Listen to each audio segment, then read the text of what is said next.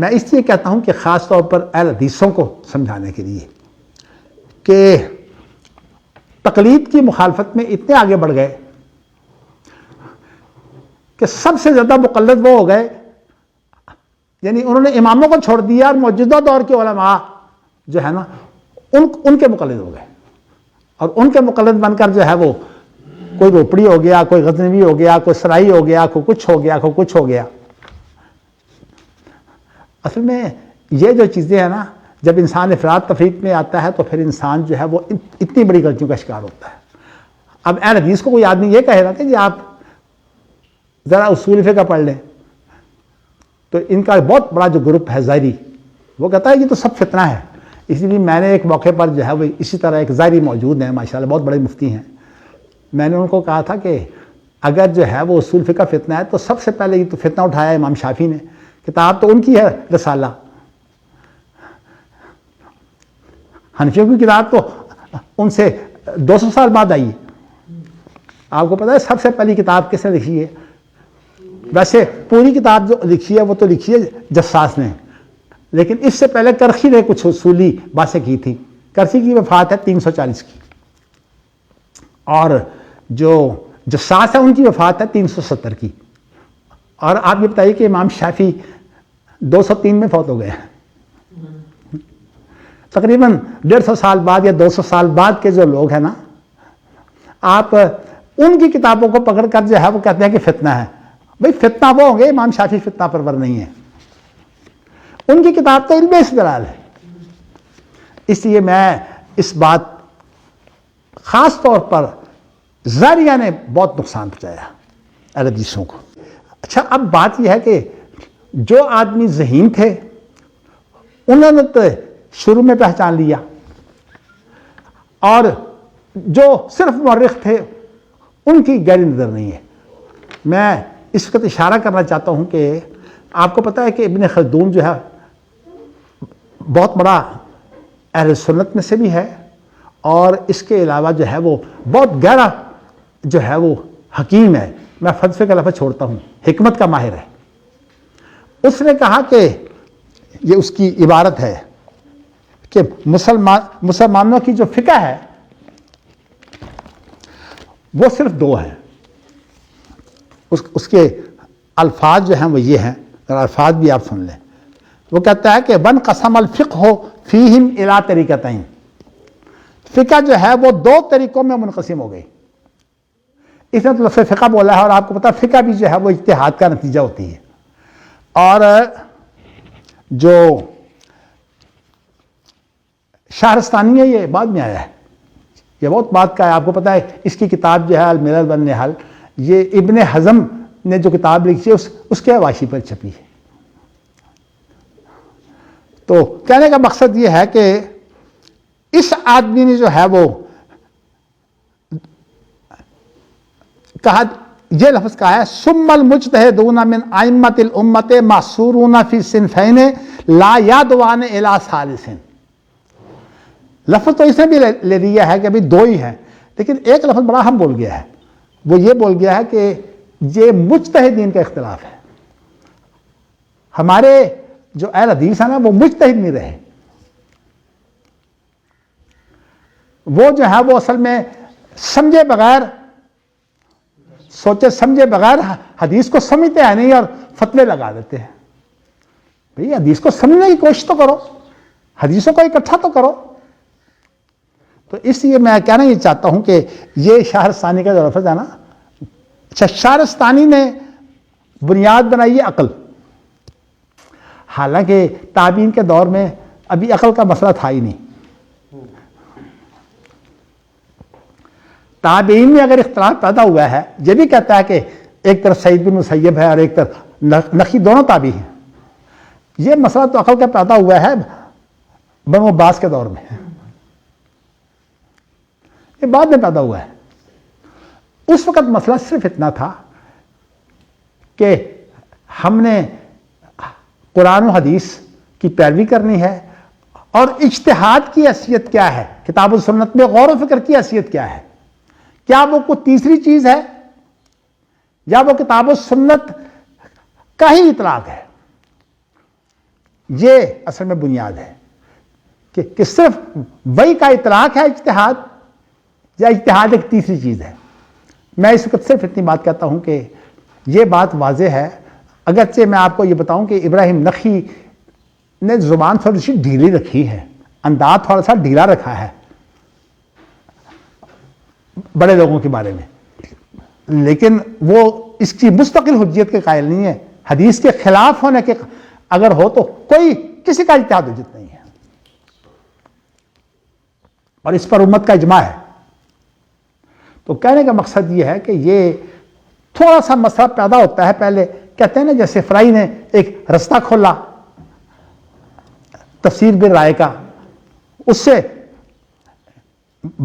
امینہ حسن اسرائی اگرچہ میری نظر میں تقوی والے تھے، لیکن یہ ہے کہ فلسفے کے اندر آ کر چونکہ فلسفہ ذہن تھا اس لیے گمراہ ہو گئے، اور غامدی تو ویسے ہی بے دین آدمی ہے، وہ تو پتہ نہیں کہیں کہ کہاں پہنچ گیا، لیکن شروع میں دروازہ بہت تھوڑا سا کھلتا ہے، بعد میں بڑھتا چلا جاتا ہے۔ تو اصل میں تقلیدی دور کے اندر آ کر اس کے پھر بڑے خرابیاں پیدا ہوئی ہیں۔ تو اس لیے میں آپ کو یہ بتانا چاہتا ہوں کہ جو ابن اعظم کا جو دور ہے یہ تقلیدی دور ہے، اس لیے اس نے تقلید جامد کی بہت تردید کی ہے۔ تو اس دور میں ابن اعظم جو ہے وہ جذباتیت میں آ کر جو ہے وہ خود اہل سنت سے نکل گیا۔ یعنی مطلب کیا ہے کہ اس نے اپنے اقوال کو درست کرنے کے لیے، اب دیکھیے نا، وہ کہتا تھا کہ یہ گانا بجانا جائز ہے۔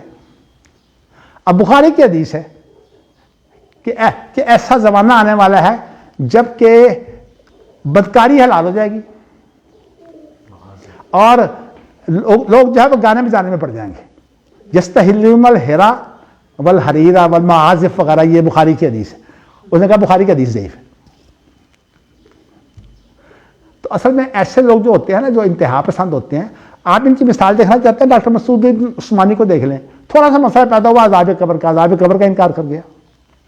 اصل میں یہ علم کی کمی ہوتی ہے، اس لیے آپ کو میں بتانا ہی چاہتا ہوں کہ اہل حدیث کو خاص طور پر جو مفتی حضرات ہیں، ان کو کتاب و سنت کے اندر غور و فکر کر کے اپنے اندر اجتہادی بصیرت پیدا کرنی چاہیے۔ بس میں صرف اتنی بات کہنا چاہتا ہوں، لیکن میں جو بات کہنا چاہتا ہوں وہ اس لیے کہ یہ بہت بڑا فتنہ ہو گیا ہے۔ اب دیکھو نا، ایک آدمی ریاضی پڑھا ہوا ہے، نہ قرآن کا ترجمہ اس سے آتا ہے، نہ اسے یعنی ترجمے سے مراد 11، اور یہ اب مجتہد بن بیٹھا ہے۔ تو کہنے کا مقصد میرا یہ ہے کہ شارستانی نے عقل پر بنیاد رکھتے ہوئے کیا کام کیا کہ وہ جو اہل سنت ہے ہی نہیں، مثلا معتزلہ اہل سنت نہیں ہے، بشر مریشی کو اہل رائے میں شامل کر دیا۔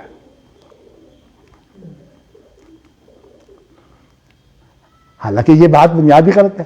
ابن خلدون نے اہل سنت کا نام عام لے کر، جس میں ابراہیم نخعی، امام ابو حنیفہ سارے شامل ہیں، اس نے گفتگو جو ہے متوازن کی ہے، اور اس نے کیا کام کیا کہ اہل الرائے کا ذکر کرتے ہوئے امام ابو حنیفہ کے ساتھ جو ہے بشر مریسی کو بھی چھوڑ جو ہے وہ شامل کر دیا۔ حالانکہ بشر مریسی کا کیا تعلق ہے اہل سنت سے؟ تو کہنے کا مقصد یہ ہے کہ چونکہ صرف مورخ ہے، صاحب بصیرت نہیں ہے، تو ابن خلدون اسی لیے میں بتاؤں کہ اہل ظاہر کا مسئلہ یہ نہیں ہے، حدیث سے محبت کرنا خالی کافی نہیں ہے۔ اصل بات یہ ہے کہ جو فن حدیث ہے اس کی مہارت ہونی چاہیے۔ اسی طرح خالی اجتہاد کی مہارت پیدا کرنا کافی نہیں ہے، اجتہاد کی بنیادی اختلافات کو سمجھنا چاہیے۔ ہمارے اہل حدیث کو شاید ہی کم پڑا ہو کہ اہل الحدیث اور اہل الرائے ان دونوں کا فرق کیا ہے، حالانکہ ہمارے دو بزرگ چیخ رہے ہیں اپنی کتابوں میں، حافظ محمد گوندلی صاحب بھی اور مولانا اسماعیل حلفی بھی، چونکہ گجرانوالہ کے اندر ان لوگوں کی بہت بڑی تعداد ہے، تو اس لیے یہ دونوں گجرانوالہ کے ہیں، اور انہوں نے باقاعدہ اپنی کتابوں کے اندر جو ہے وہ اہل ظاہر کا رد کیا بڑا تفصیل سے، اور کہا اہل حدیث اہل ظاہر نہیں ہے۔ تو میں بتانا ہی چاہتا ہوں کہ اہل ظاہر کا مسئلہ یہ ہے کہ وہ حکمت سے انکار کر گئے ہیں، اور حکمت سے مراد سنت ہے، حکمت خود سنت ہے۔ تو اس کا معنی یہ ہے کہ قرآن مجید کی حکمت اگر آپ نے معلوم کرنی ہو تو سنت سے معلوم کریں، تو اس لیے ابن خلدون نے جو ہے ان کا ذکر ہی ختم کر دیا ہے اہل ظاہر کا. اس کے نزدیک جو ہے وہ اصل میں جو ہے وہ اہل ظاہر کی کوئی حیثیت نہیں ہے. تو یہ اہل ظاہر کا اگر اختلاف ہے تو وہ اصل میں اہل سنت ہونے میں اور نہ ہونے میں ہے. اس لیے شیخ ابن باز وغیرہ جو ہے نا وہ ابن حزم حافظ ابن حزم کا جب ذکر کرتے، میں رحمۃ اللہ علیہ کہتا ہوں، ویسے میرے استاد رحمۃ اللہ علیہ نہیں کہتے تھے. بہرصورت کہنے کا مقصد میں صرف یہ بتانا چاہتا ہوں، دیکھیے ہمارے ان درسوں کا کام یہ ہے کہ ہم اس کا تھوڑا بہت اطلاق بھی کریں تاکہ ہمیں ہوش آئے. اور اگر آج ہم نہیں کہتے نا تو کل کو جو ہے وہ جو لوگ حدیث اور قرآن مجید کے مخالف ہیں وہ رد کریں گے تو آپ کو جواب نہیں آئے گا. تو اس لیے میں بتانا ہی چاہتا ہوں، بلکہ میں نے ایک بات یہ کہی تھی طائف کے اندر، جب یہ مسئلہ پیدا ہو گیا آپس میں اہل سنت کا اختلاف پیدا ہو گیا اور سعودی عرب کی حمایت کے لیے دونوں مقابلے میں آ گئے، تو میں نے انہوں نے ہمارے ایک بزرگ جو ہے مولانا ثناء اللہ امرتسری، ان کو استعمال کیا عقیدے کے بارے میں کہ ان کی عقائد جو ہے وہ سلفی نہیں ہے. مولوی صفی الرحمان خود جو ہے وہ تفسیر سنائی کے شروع میں لکھتے ہیں کہ مولوی ثناء اللہ صاحب کو سلفی عقیدے کا پتہ ہی نہیں تھا، حالانکہ ان کے حمایتی ہیں بڑے زبردست. کہتے ہیں ان کو اصل میں وہ مخلص تھے، انہوں نے سمجھا کہ دیوبند کے اندر انہوں نے عقیدہ پڑھا تھا، انہوں نے کہا یہ اشعری ماتریدی یہی سلفی ہوتے ہیں. آپ مقدمہ ان کا پڑھیے مولوی صفی الرحمان کا، محدث جو ہے تازہ سمراج یہ ہے کہ اکتوبر کا شمارہ آپ پڑھیے، اس کے اندر میں نے یہ وضاحت کر دی ہے، ان کا میں نے قول بھی دے دیا ہے مولوی صفی الرحمان کا. ہمارے اہل حدیثوں کی عادت یہ ہے کہ یہ مقلد ہو جاتے ہیں. بھائی کوئی سائی بنے، کوئی غزنوی بنے، کوئی روپڑی بنے، کوئی سندھی بنے، کوئی جو ہے وہ کسی اور کا بنے، ہم تو صرف ایک ہی بات ہے کتاب و سنت بس. ہاں ہمارے استاد ہیں. صحیح بات یہ ہے کہ میں سید بدرالدین شاہ راشدی کو اپنا استاد سمجھتا ہوں، میں نے ان سے بہت کچھ سیکھا، اگرچہ میں نے باقاعدہ ان سے دو زانو ہو کر نہیں پڑھا، لیکن ہمارے گھر کے اندر وہ ہفتوں ٹھہرتے تھے اور میں ابھی بچہ تھا، میری ان سے جو ہے وہ اکثر گفتگو ہوتی ہے اور علمی گفتگو میں ہم پڑھ جاتے ہیں.